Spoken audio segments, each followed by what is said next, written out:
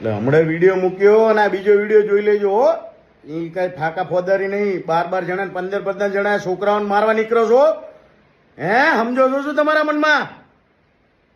હામી સાથે આવી જાઓ, લોકેશન આપો, ફોન કરીને બોલાવો, ખબર પડે કે કોણ કોને મારે છે.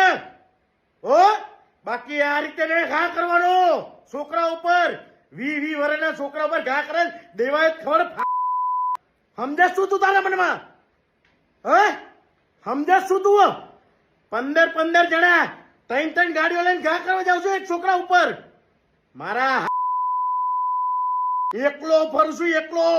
બાજી લેજો, દાબી લેજો, બનો નહીં આગળ.